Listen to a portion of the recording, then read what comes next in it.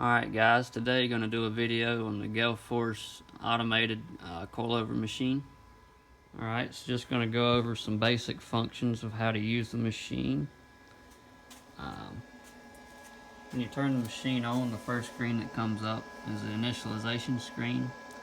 So basically what you do is get a starting height of where it's at, and for reference we're just going to move it up to the 20-inch mark,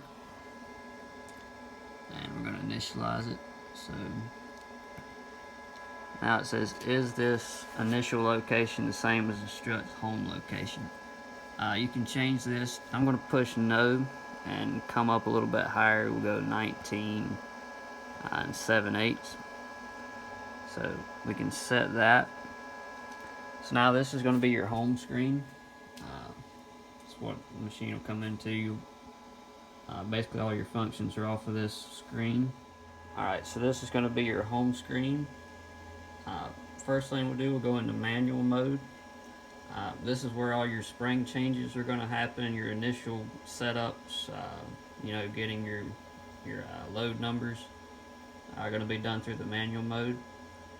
So we're going to run it down to where we can get the shock and spring in.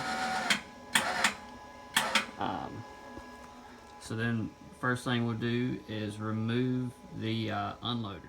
Alright, so we removed the unloader and placed the shock and spring into the machine. Another thing to note is to clear the travel rod from running into the machine or damaging the travel rod. So we've got it in the machine. You can see the weight of the spring is hanging. So now we're going to run it up to our static center to center height and get our load number.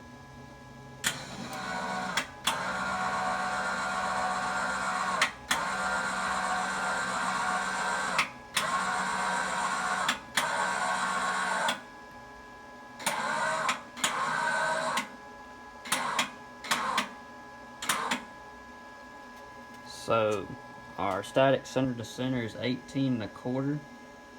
So that's going to mean our load number for that particular spring is going to be 950.52.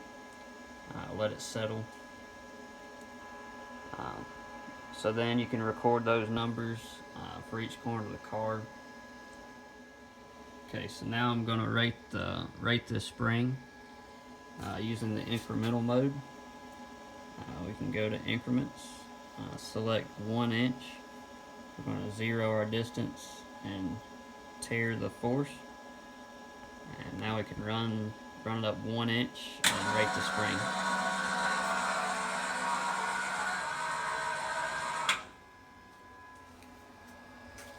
Let's see, tap the spring to store energy out. We got a 160-pound spring.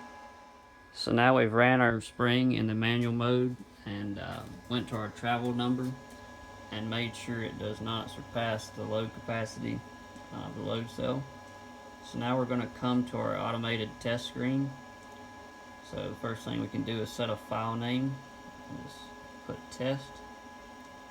You're going to want to rate it in compression and rebound. If you want to do both, you can just do one. So we just click this compression. We'll do both. So this is the left rear. So I've already got my numbers loaded in to where we're going to travel to. So just press load and close it out. So now we're ready to run the test.